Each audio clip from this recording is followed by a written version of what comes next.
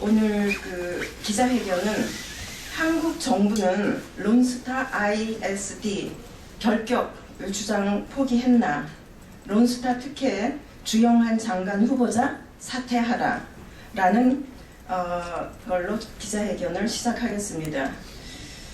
주영한 후보자는 2003년 론스타가 외환은행에 투자할 때, 그리고 2012년 론스타가 우리나라를 5조 5천억의 ISD에 해부할 때 모두 관여를 했습니다. 주 후보자는 국가의 이익을 수호하기보다는 묵인했고 국가에 심각한 손실을 야기했습니다. 그래서 산업부 장관으로서 자격을 갖추지 못했다고 봅니다. 그래서 오늘 기자회견에서는 주영한 후보자 책임과 그 민변을 통해 알려진 ISD 중재 제안 과정에서 한국 정부의 태도에 대해 국민께 알리고자 합니다. 참석자를 소개 좀 하겠습니다. 송기호 민변 변호사님 오셨습니다. 안녕하세요. 그리고 김득희 금융정의연대 대표님 참석하셨습니다. 그리고 김경희 참여연대 간사님 함께 하셨습니다. 그러면 먼저 송기호 변호사가 론스타 중재재판으로부터 제출받아 공개한 결정서의 주요 내용과 그 의미에 대해서 발언을 하겠습니다. 예, 의원님 감사합니다. 네, 안녕하세요. 송기호라고 합니다. 기준 시간 취재해 주셔서 감사합니다. 제가 지금 들고 있는 이 자료가 지금 론스타 국제중재 관련해서 유일하게 공개된 자료입니다. 작년 12월 30일 론스타 중재판정부의 의장 중재인인 비더가 서명을 해서 론스타 사건 중재판정부의 절차 명령 15호라는 9페이지짜리 영어 문서입니다. 이 문서의 내용을 보면 보도자료 맨 뒤에 간단하게 번역이 되어 있습니다만 애초에 이 절차 명령 15호가 나오게 되는 경위는 민변이 론스타는 국제중재에 회부할 적법한 투자자 자격이 없다라는 대단히 중요한 쟁점에 관한 증거 자료를 이 중재판정부에 제출하고자 신청을 했기 때문에 이 결정서가 나왔습니다. 이 워싱턴 협약이라고 하는 이 국제투자자 중재에 관한 국제조약에 의하면 대한민국 정부라든지 론스타와 같은 그런 직접 당사자가 아닌 민변이라든지 또 시민단체, 일반 국민과 같은 제3자라 하더라도 중재판정부의 허가를 얻어서 그 국가에 유리한 주장과 자료를 제출할 수 있는 국제법적인 신청권이 보장되어 있습니다. 민변은 이 국제조약의 권리에 근거해서 론스타 사건의 중재판정부에 민변이 대한민국에 유리한 증거와 자료들을 제출하겠다는 신청서를 제출했고, 론스타 중재판정부가 이 민변의 신청서에 대한 론스타와 대한민국의 의견을 수렴하는 절차를 거친 다음에 작년 22일 날 이 중재 결정을 했고, 그리고 작년 말에 저희들에게 직접 통지를 했습니다. 이게 15호 절차 명령인데 이 결정이 이전에 14차례의 절차에 관한 결정이 있었다는 것을 의미합니다. 그러나 저희들은 그 내용을 전혀 아는 바가 없습니다. 마찬가지로 지금 론스타 5조 5천억 원, 지금 환율이 오르고 있기 때문에 이런 추세라면 6조 원에 육박할 텐데 이 청구의 실체가 무엇인지에 대해서도 정부가 전혀 공개하지 않고 있습니다. 그래서 저희 민변이 어제 국세청을 상대로 론스타가 도대체 부당하다고 주장하는 세금이 얼마인지, 그리고 외환은행, 그리고 극동건설, 또 스타타워에 대한 그런 투자 이익에 대한 과세 중에서 어떤 세금을 부당하다고 주장하는 것인지에 대해서 저희 정보공개 소송까지 해야 됐습니다. 이 론스타 중재판정부의 15호 결정을 통해서 저희들이 대단히 중대하고 심각한 사실을 알게 됐습니다. 뒤에 보도자료 마지막 페이지에 5페이지에 있습니다만 이 중재판정부가 직접 작성한 이 결정문은 앞에 4페이지까지는 저희 민변의 주장을 요약 정리하고 있습니다. 그리고 5페이지부터는 민변의 주장에 대한 론스타의 의견을 요약하고 있는데, 거기에 보면 5페이지에 있습니다만 론스타의 주장에 의하면, 즉 이 중재판정부가 정리한 론스타의 주장은 비금융 주력자에 관한 대한민국 은행법상 쟁점은 제기된 적이 없다라는 것입니다. 이게 조금 어려울 수 있습니다만 간단히 말씀드리면, 기자님들이 알고 계시는 금산분리의 원칙, 즉 현재 우리 은행법으로도 은행 금융자본이 아닌 산업자본은 은행의 대주주가 될 수 없다라는 그러한 대한민국 은행법의 중요한 쟁점입니다. 이 쟁점이 왜 중요하냐면, 론스타가 애초에 금융자본이 아니고 산업자본이었기 때문에 부적격한 투자자, 즉 이 국제중재를 제기할 자격이 없다라는, 즉 론스타가 패소할 수밖에 없는 그런 중요한 핵심 쟁점입니다.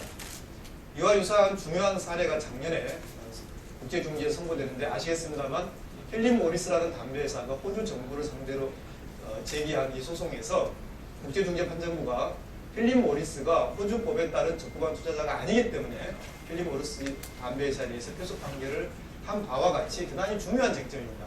그런데 이번에 처음 드러난 것처럼 론스타가 주장한 바에 의하면 이 중요한 산업자본으로서 부적격자라는 이 대한민국 은행법상의 쟁점이 제기된 적이 없다. 그리고 이 문제는 이 관련 쟁점이 아니라는데 양 당사자가 동의하고 있다라는 것이 론스타가 국제중재부에 제출한 서면의 내용으로서 국제중재부가 이걸 요약하고 있는 것입니다. 비록 이것이 론스타의 일방적인 주장이지만 저희들 변호사의 관점에서 봤을 때 직접 그동안 2년 넘게 중재심리를 진행한 중재판정부에 론스타가 서면을 제출한 것인데, 그 서면에 전혀 근거가 없는 허위의 사실을 중재판정부에 제출할 리는 일반 변론의 실무상 그거는 있기 어려운 일입니다. 그렇기 때문에 저희들은 합리적으로 추론했을 때 대한민국 정부가 이 중요한 쟁점을 아직 론스타 중재 사건에 제기하지 않고 있다라는 그런 문제를 제기한 것입니다. 그러므로 저희들은 오늘 기자회의를 통해서 지금 현재 열리고 있는 네덜란드 헤이그에서 열리고 있는 마지막 변론이 진행되고 있고, 그리고 이 변론이 끝나면 이제 마지막 서면 공방을 하고 나서 올 가을에는 선고가 될 것으로 그렇게 예상하고 있습니다. 이제라도 즉시 대한민국 정부는 론스타가 대한민국 은행법상 애초에 적법한 투자자가 아니었기 때문에 이 론스타 중재를 제기할 자격이 없다라는 핵심 쟁점을 제기할 것을 강력하게 촉구하는 바입니다. 감사합니다. 네, 감사합니다. 아주 중요한 말씀을 해주셨는데요.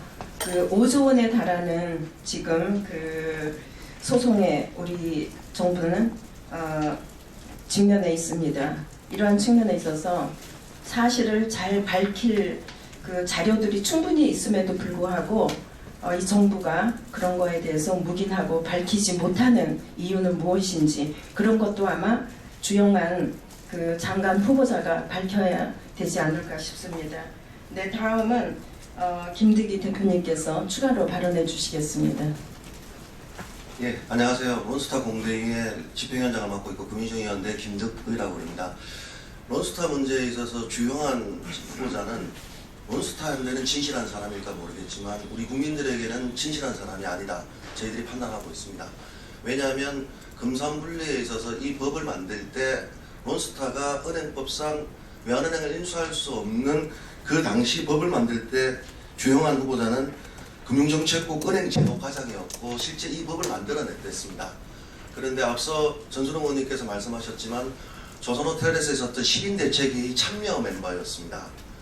그 시민대책회의는 뭐냐 하면 론스타에게 외환은행을 인수하기 위해서 모였던 비밀대책회의로서 이게 감사원 결과에 드러났고, 거기에 참석했던 사람들 중에서 일부는 책임을 물어야 된다는 게 감사원 결과 보고서에 나왔던 상황입니다. 그 시민대책회의 이후에 외환은행이 인수를 하느냐 안 하느냐 이 문제가 정리되고 급물살을 타고 나갔을 때 그 대책회의 멤버, 그 자격은 청와대 금융비서관으로서 참석했던 것들이었고요.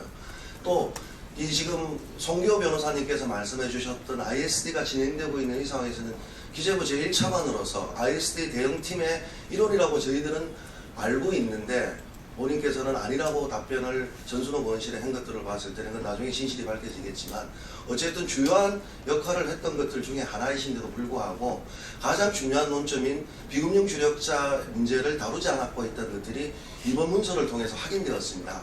저희들은 수차례 정론관에서 기자회견을 할 때마다 했던 것들이 ISD에서 이기는 방법은 론스타가 비금융 주력자이기 때문에 국내법을 위법하는 투자자다. 이것들만 밝히면 ISD에서 론스타 손을 들어주지 않는다라고 수차례 말을 했지만 우리가 예상했던 대로 금융당국자들인가 정부당국자들은 자기의 잘못들, 왜 그러면 2000 외환은행 인수 당시에 왜 비금융 주력자에게 은행을 인수하게끔 했느냐라는 근본적인 문제 제기가 있었을 것 같으니까 책임 회피를 하지 않느냐라고 생각을 합니다. 저는 그런 의미에서 주영환 장관은 국민에게 좀 진실되게 지금 장관 후보자로서 장관을 수행하는 것들이 아니라 론스타에서 ISD에서 이길 수 있는 방안들에 대해서 이제라도 밝히고 대응하는 것들이 더 낫다 이렇게 생각하고 있고요. 그래서 참여연대와 비롯한 재시민사회단체는 주영환 후보자가 인사청문회에서 진실이 밝혀지지 않는 이상 그리고 론스타에게 협력했던 것들이 드러나는 순간들은 라고 생각을 하고 있습니다. 그렇기 때문에 장관 후보자로서 자격이 없고 기재부 장관이 될 것들이 아니라 국민들을 편에 서서 자신이 해결하고 론스타 문제 그리고 또 하나 중요한 문제들은 주영환 장관이 기재부 차관으로 있었을 때 가계부채를 늘리는 부동산 대책 완화 정책을 했었습니다. 그로 인해서 지금 1200조의 가계부채가 저희들은 보기에는 시한폭탄이 곧 터진다고 보고 있습니다. 이것들에서 주범이었는데 올해는 또 여신금융 선진화 방안으로 인해서 대출을 또 옥죄르겠다고 하고 있습니다.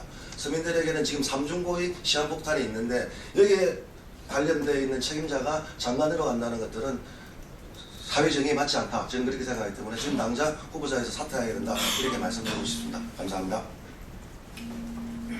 네, 감사합니다. 그 기자회견을 마치면서 이런 질문을 한번 해봅니다. 공무원들이 잘못해 놓은 일들을 결국에는 국가에 손익을 끼침에도 불구하고 그것을 인정하지 않았을 때 국민이 그 대가를 다 치러야 되는 겁니다. 이것이 결국 국민을 위한 정부고 또 공무원이 해야 되는 일인지 그리고 앞으로 이 문제로 인해서 ISD 소송에서 지게 되면은 5조 원이라는 돈을 우리는 배상을 해야 됩니다. 이러한 것들을 국민이 다 책임을 져야 되는 그런 실정에서 다시 한번 그런 질문을 해보면서 기자회견을 마치도록 하겠습니다. 그리고 오늘 청문회에서 이 문제를 비롯해서 주형한 그 장관 후보에 갖고 있는 여러 가지 문제들이 상당히 많이 있는데요. 오늘 한번 같이 밝혀보도록 하겠습니다. 감사합니다. 감사합니다.